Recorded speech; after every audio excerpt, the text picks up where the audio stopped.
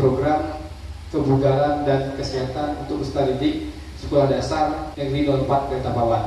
Bisa kita manfaatkan dan bisa kita terapkan kepada peserta didik baik itu dari kelas 1 maupun kelas 2, kelas 3, 4, 5, dan 6. Baik, namanya itu program kebugaran dan kesehatan untuk peserta didik sekolah dasar. Baik, yang pertama yaitu mengenai latar belakang. Latar belakang kita ada suara, pilihan, dan kepemilikan peserta didik. Di mana dalam program ini ya dirancang pertama untuk mendorong partisipasi aktif ya, terus memberikan pilihan ya dalam aktivitas fisik ya, dan mendorong rasa kepemilikan dalam diri peserta didik terhadap kesehatan. Yang kedua dalam konteks program ya, konteks program yang pertama sekolah dasar itu di lingkungan kita itu di perkotaan ya, dengan akses ke fasilitas pendidikan itu banyak ya. Yang pertama kita ada taman kota, kita juga ada Taman Merdeka, itu aset kita. Yang kedua sekolah memiliki lapangan ya, dan yang paling penting yaitu dukungan antara komunitas guru yang ada di SD Negeri 04 Balikpapan. Saya rasa dengan jumlah siswa 83 orang kita dapat membuat program seperti ini. Ini cuma rancangan, bisa diterapkan ya kalau kita kolaborasi. Ini kondisi dan kebutuhan ya, berdasarkan survei 60% itu kurang berpartisipasi dalam aktivitas baik fisik, jasmani, dan rohani. Yang kedua itu orang tua menginginkan program yang meningkatkan kesehatan fisik anak-anak mereka. Orang tua itu pengen anaknya itu bugar. Di sini saya coba merancang suatu program yang bisa kita terapkan di semua kelas. Banyak tujuan program ya.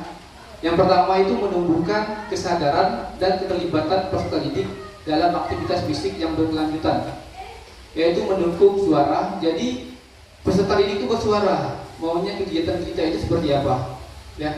Guru ya tidak boleh memaksakan mereka itu harus pandai berbicara, tapi mereka suka pandai menggambar. Silakan, ini suaranya. Pilihan tuh mereka suruh pilih ya, pilih. Boleh tidak Bapak Ibu, misalnya saya dalam bentuk gambar untuk pilihan dalam menyelesaikan tugas, itu boleh kan? Ya. Yang ketiga itu pemilikan, ya, ownership. Jadi mereka merasa dilibat. Yang kedua tujuan program. Yang pertama yaitu meningkatkan partisipasi peserta didik dalam aktivitas fisik. Yang kedua mengembangkan keterampilan dasar kebugaran. Yang ketiga, membentuk kebiasaan hidup sehat. Untuk tujuan program ini, Bapak Ibu ada yang ingin ditanyakan? Capaian kita yang dalam program yang saya buat ya, yaitu meningkatkan partisipasi peserta didik dalam aktivitas fisik sebesar 30% dalam seminggu. 80 siswa atau peserta didik itu mampu melakukan aktivitas kebugaran dasar. Yang ketiga, peserta didik memiliki pemahaman dasar tentang pentingnya hidup sehat. Yang kedua, langkah-langkah aksi. Ya, yang pertama kita mengadakan sesi olahraga harian. Ya, saya lihat Bapak Ibu sebelum memulai pembelajaran sudah ada melakukan aktivitas ya, sesi olahraga harian. Yang kedua, bekerja sama dengan orang tua ya tentang pentingnya kegiatan ini agar mereka bisa mendukung dari rumah. Jadi kita kerjasama dengan orang tua. Yang ketiga, menyediakan materi edukasi tentang kesehatan. Hasil yang diharapkan ya, yang pertama itu kesehatan jantung.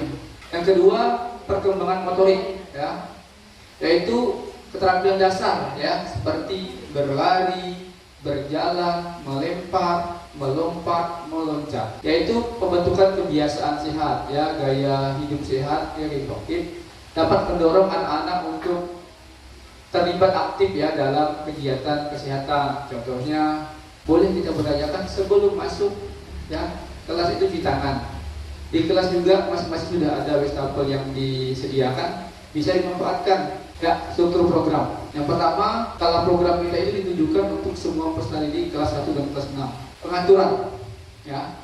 Nanti akan diadakan sesi harian ya. Hariannya itu mau apa, nanti ada kegiatan sini, mingguannya seperti apa, bulannya apa ya, kurang lebih selama 30 menit ya, dengan memanfaatkan aspek yang dimiliki sekolah ya.